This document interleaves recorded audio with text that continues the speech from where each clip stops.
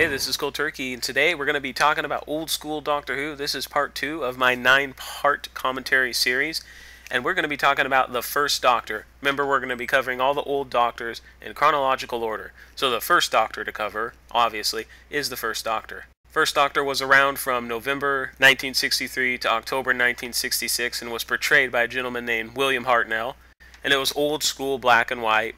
Very much a 60s television show. If you watch it, you look at the fashions and sort of how things were done from a production value. You can kind of laugh a little bit and say, oh, this was definitely made in the 60s. It was just a different time.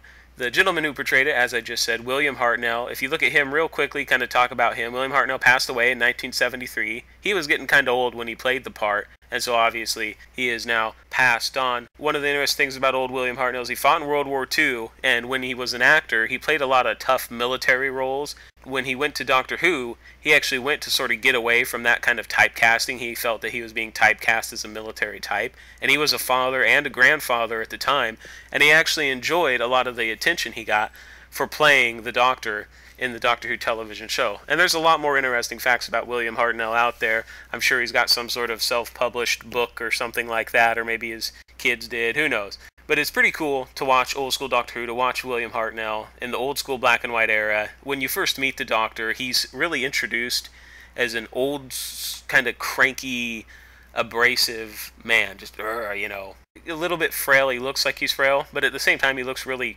tough, like tough as an old bootstrap or something like that. He's really introduced alongside his granddaughter Susan. That's one of the weirder things about the first Doctor is it's him and then it's his granddaughter Susan in this time machine. When they're confronted by humans, the way they explain it is, oh, well, this is my grandfather's time machine, and then the Doctor says, yeah, and my granddaughter Susan named it TARDIS, right? Which kind of conflicts with some of the lore we hear later on in Doctor Who, where TARDIS is actually the name of the machine assigned to those machines when they were created on Gallifrey. And speaking of Gallifrey and Time Lords, one of the even more interesting things about old school, just the first Doctor, sort of the first few seasons, is you never hear Time Lord getting thrown around. In the entirety of the first Doctor's episodes, he never really says he's a Time Lord. He says he's a traveler, he's a wanderer in the fourth dimension, a traverser of space and time. He says all these things, but he never actually comes out and says, yeah, I'm a Time Lord. Now, maybe it's because at the time, the writers hadn't actually come to the point where they were ready to set down in stone what the Doctor actually was and where he came from. We do know that he is from another world, from another time, and that he has a time machine. We're introduced to these facts very early on as we start watching the first Doctor. But it's kind of interesting to see that he doesn't actually come out and say any of these details. Maybe they were written and they just didn't want us to know. So it's kind of interesting to see stuff like that happening. So as I had mentioned previously, old school, the first Doctor, 1963 to 1966, black and white, very old production values, and it was a different time. As I'd mentioned in my previous video, personal computers weren't around in the 60s, people weren't using cell phones in 1963, so things were a lot different back then. So when they try to portray the future, sometimes we can look at it and laugh, because here's a 1963 television show trying to say what the future will be, and of course, they're wrong, obviously, on several points, because that's not how it ended up happening. But always remember that that's how they would have maybe saw things going at the time, that it is in fact science fiction. So it's fiction, it's not true. It's just what writers were writing, and they were entertaining people with this television show. Speaking of television show, one of the weirder facts about first season, not first season, but the first Doctor, is that the show was originally envisioned as kind of a children's educational show. And so when you watch the first Doctor, some of his episodes are set in the future, where he's fighting aliens and saving planets and, zooming around in time and space. And then some of his episodes are set in historical areas with certain groups of people, or certain events are taking place within a certain time frame.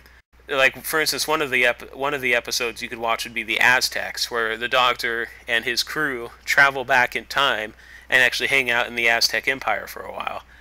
So it's really weird when you're watching episodes from the first Doctor, because some of his episodes, there's no aliens, there's no stars exploding, there's no scientific mumbo-jumbo. It's more of a history lesson than anything.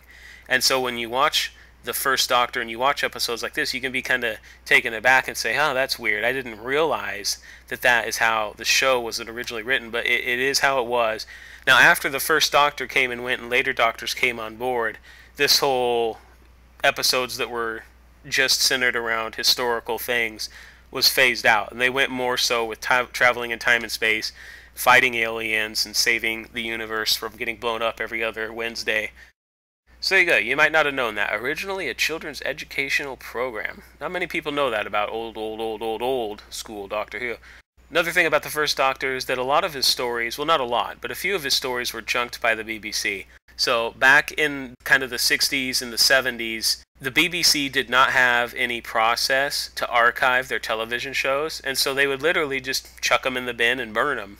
But it's really interesting when you go and look at this that there are missing stories from the first Doctor and from the second Doctor as well. The BBC just junked it because they were running out of room in their warehouse and they didn't have an official archive process, so they just tossed them out. Now this was much more prevalent for the second Doctor, and we'll talk about that when we get to him, but it did happen to some of the first Doctor's stories as well. And when I say stories, remember, typically there's between 4 to 6 episodes per story, although with the first and second Doctor, it tends to be a little bit longer than that. Some stories can even have as many as 10 episodes. So some of them are junked, and you might say, oh wow, does that mean, we can never watch these stories again? Well, not necessarily. What happened is a lot of these, from what I understand, all of them in fact, all of the junked and purged stories have been partially restored. And when I say partially restored, what I mean is they found the audio, but they weren't necessarily able to find an actual video of it. They had still images, and they had audio. In a lot of cases, the audio can be kind of grainy, and so they put those together to make official restorations of previously missing Doctor Who stories. You can watch these, and it's kind of interesting to see.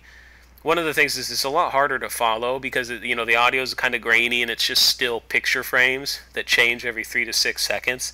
And then on top of that, you got the old school black and white, and you got the production values were kind of different back then. So when you watch a lot of these restored lost episodes, they're kind of tough to watch, but it's still really cool. I think that they were restored. Now remember that this isn't all of them. I would say that this is less than half of the first Doctor stories were junked like that. A lot of them are still around, and you got your video, you got your audio. Some of them have actually been shinied up a bit to make them look a little bit better, which is nice when you're watching them. But overall, and I'm going to admit this, as a rabid old school Doctor Who fan, as someone who loves old school Doctor Who, to be perfectly honest, the first Doctor, in my opinion, is in a lot of ways the toughest to get into. He certainly is for me. If I'm going to sit down and say I'm going to watch Doctor Who for an hour and a half or 2 hours, so I'm gonna watch a Doctor Who story, thumbing through the archives of old school Doctor Who, and I've got all these Doctors to choose from, I almost never pick the first Doctor. I'm not entirely sure why it is, and maybe it's different for you, but for me, it's kind of tough to get into the first Doctor. I don't know exactly why it is. There's just something about it. It's weird. It's weird, but it's old school. It's black and white. Another interesting thing about the first Doctor, like I had said earlier, is he's really kind of this cranky, abusive old man. But at the same time, he has so much scientific knowledge, and he's quite wise.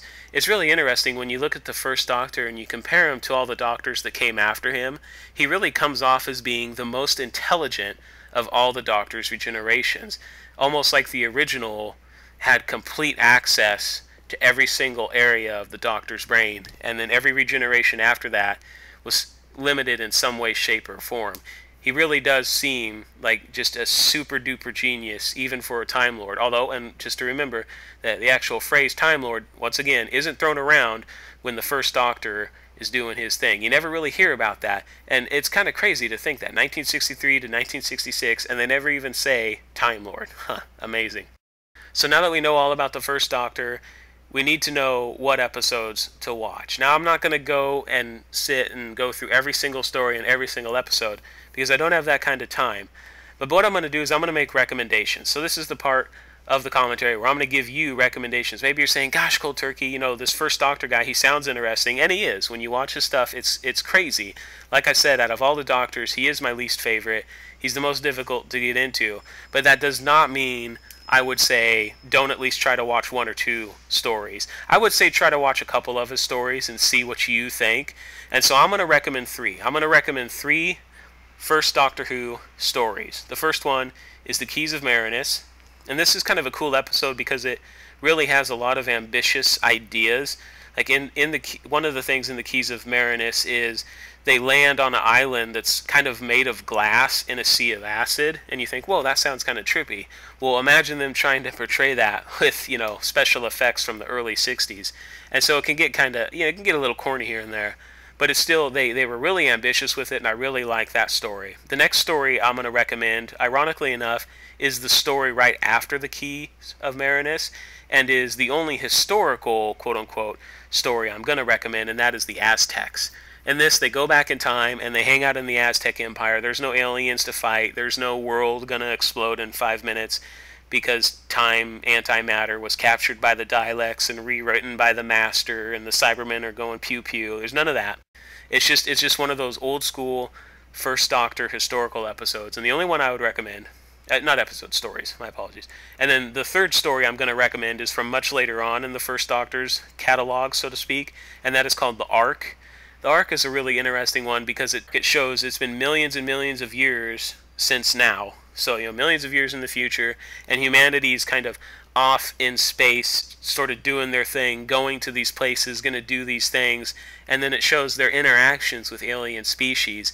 One of the weirder things about the Ark story, and I won't give it away too much, is that they talk to the people in the Ark, and then they hop even further forward in time and talk to their descendants. And their descendants kind of remember who the Doctor is, but maybe they didn't get the whole story or they didn't believe it. And so not only does it have kind of a really cool arc of humanity millions of years in the future, but it even plays within the concept of time travel within that sort of slice of time and space. So it's pretty cool. And those are the three stories I'm going to recommend. Once again, Keys of Marinus, The Aztecs, and The Ark. If you want to watch some old school Doctor Who, specifically some of the very first Doctor, then maybe give one of these three stories a try and see what you think. Like I said, he's kind of tough to get into, but by no means is the first Doctor bad. It's just the limitations of the time. It was the 60s. Technology, they weren't editing these videos on computers. Technology was a lot different back then. And so you gotta kind of give him a little slack. But I still enjoy the first Doctor. It's old school. Check it out. This is Cold Turkey. Thanks for watching.